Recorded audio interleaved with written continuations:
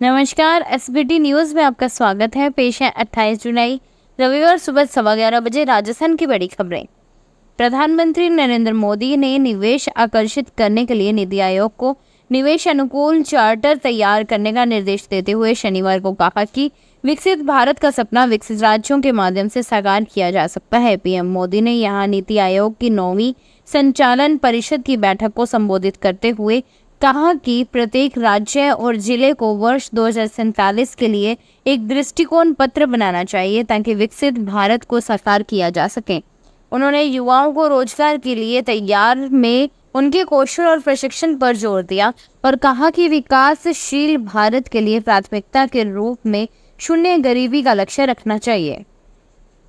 केंद्रीय वित्त मंत्री निर्मला सीतारमण ने शनिवार को नीति आयोग की बैठक में पश्चिम बंगाल के मुख्यमंत्री ममता बनर्जी का माइक्रोफोन बंद किए जाने के दावे को मिथ्या प्रचार बताया और कहा कि वह विपक्षी इंडिया गठबंधन को खुश करने के लिए ऐसा कर रही हैं। श्रीमती सीतारमण ने कहा कि सुश्री बनर्जी ने बैठक में अपने पूरे समय का उपयोग किया और अपनी बात रखी। उन्होंने इस विषय पर कांग्रेस प्रवक्ता जयराम रमेश के सोशल मीडिया पर जारी बयान के जवाब में कहा, लेकिन अब जब वह बाहर बेबुनियाद बातें कर रही हैं तो मैं केवल यही निष्कर्ष निकाल सकती हूं कि वह इंडिया गठबंधन को खुश रखने की कोशिश कर रही है।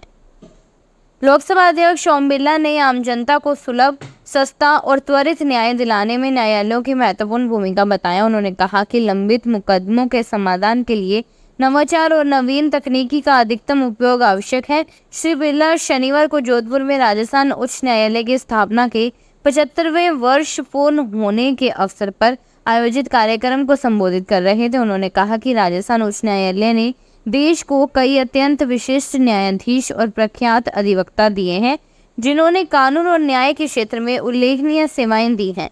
उन्होंने कहा कि इस ऐतिहासिक यात्रा में न्यायालय के निर्णयों ने राजस्थान सहित देश के सभी लोगों के हितों को सुरक्षित और सशक्त किया है। उपराष्ट्रपति एवं राज्यसभा के सभापति जगदीप धनखड़ ने शनिवार को कहा कि संसद की प्राथमिक भूमिका संविधान तथा लोकतंत्र की रक्षा करना है और कोई भी कार्यवाही समीक्षा से परे है। धनखड़ ने राज्यसभा के नवनिर्वाचित सदस्यों के लिए प्रबोधन कार्यक्रम को संबोधित करते हुए कहा कि राष्ट्रीय मुद्दों और हितों को राजनीतिक विचारों से ऊपर रखा जाना चाहिए। उन्होंने कहा कि संसद की मूल भूमिका संविधान और लोकतंत्र की रक्षा करना है। संसद से अधिक गंभीर लोकतंत्र का संरक्षक कोई नहीं हो सकता। उन्होंने सांसदों से कहा, यदि लोकतंत्र पर कोई संकट आता है, यदि लोकतांत्रिक मूल्यों पर हमला होता है तो आपकी भूमिका निर्णायक होती है।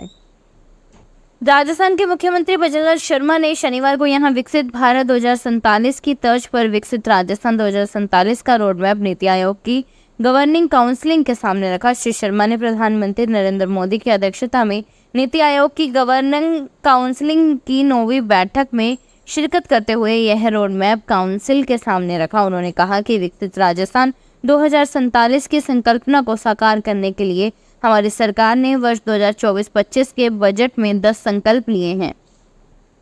डाइंग कैडर घोषित करने के विरोध में सीकर में शनिवार को एसके अस्पताल में मेडिकल कॉलेज के प्रोफेसर्स का धरना जारी रहा। इंडियन मेडिकल एसोसिएशन की सीकर यूनिट ने भी आंदोलन को अपना समर्थन दे दिया है।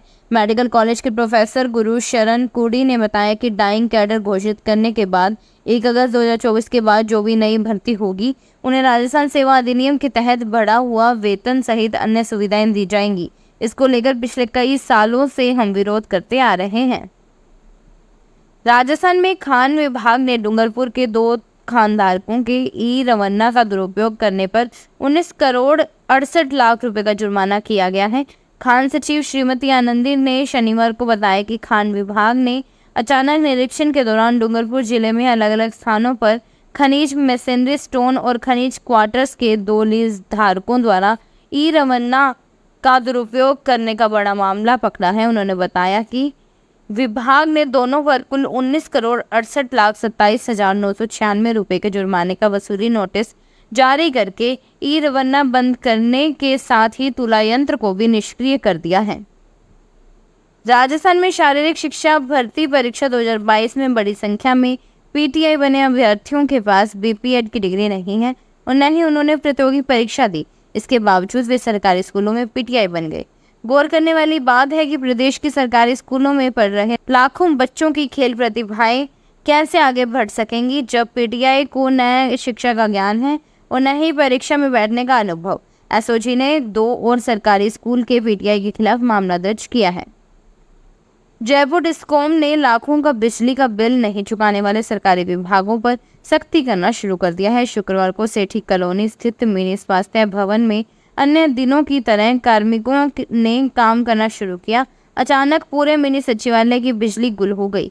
कार्मिकों ने पहले तो समझा कि फॉल्ट के कारण बिजली गुल हो गई, लेकिन बाद में पता चला कि मिनी स्वास्थ्य भवन का जून और जुलाई का बिजली का 3.83 लाख रुपए का बिल नहीं भरा। इस वजह से डिस्कॉम इंजीनियरों ने कनेक्शन काट दिया। राजस्थान में 12 शहर के पुराने सिविल कॉलोनी स्थित एक निजी स्कूल की एक 13 वर्षीय बालिका से कुछ दिन पूर्व हुए दुष्कर्म के मामले में पुलिस और प्रशासन द्वारा अब तक कार्रवाई नहीं करने के विरोध में शनिवार को सर्व समाज ने पुलिस अधीक्षक कार्यालय के सामने प्रदर्शन किया। प्रदर्शनकारियों ने पुलिस और प्रशासनिक अधिकारियों पर स्कूल संचालक से मिली भगत करके मामले को रफा दफा करने का आरोप लगाया है। उन्होंने भ्रष्ट अधिकारियों के खिलाफ कार्रवाई के साथ ही आरोपी निजी स्कूल के संचालक के खिलाफ शीघ्र ही सख्त कार्रवाई करने की मांग की है। केंद्र सरकार के द्वारा जारी किए गए बजट को लेकर शनिवार को अजमेर में केंद्रीय राज्य मंत्री भागीरथ चौधरी और विधायक अनीता बदेल सहित शहर भाजपा द्वारा प्रेस कॉन्फ्रेंस प्रधानमंत्री का आभार जताया। इस मौके पर केंद्रीय राज्य मंत्री व विधायक अनीता बदेल ने विधानसभा में शांति धारीवाल के अपशब्द बोलने पर निशाना साधा। चौधरी ने कहा कि जिसके जैसे संस्कार वह वैसी बात करेगा। वहीं बदेल ने कहा कांग्रेस की यह संस्कृति है।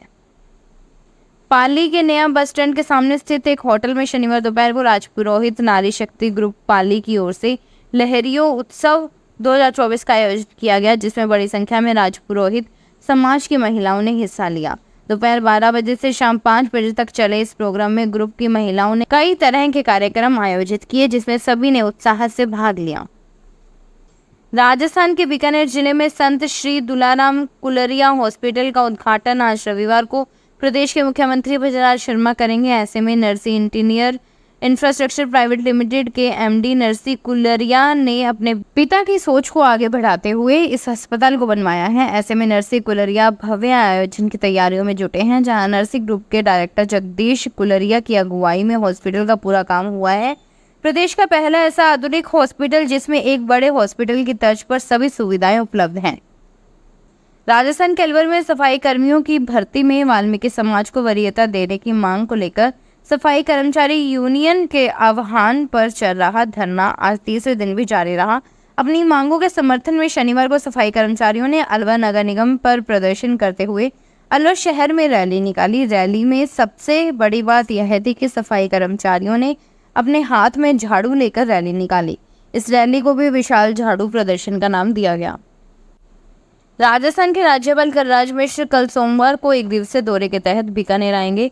आधिकारिक सूत्रों ने शनिवार को बताया कि मिश्र सुबह 10:35 पर हवाई मार्ग द्वारा जयपुर से प्रस्थान करके 11:20 पर बीकानेर के नाल हवाई अड्डे पहुंचेंगे। यहां से वह पशु चिकित्सा एवं पशु विज्ञान विश्वविद्यालय के अतिथि गृह जाएंगे। फिलहाल इस बुलेटिन में इतना ही। फिर हाजिर होंगे और बड़ी खबरों के साथ। तब तक के लिए देखते रहिए एसपीटी न्यूज। धन्यवाद। अगर आप भी अपने आसपास की छोटी बड़ी और महत्वपूर्ण खबरों से अपडेट रहना चाहते हैं तो सब्सक्राइब कीजिए हमारे चैनल एसपीटी न्यूज को और प्रेस कीजिए बेल आइकन पर।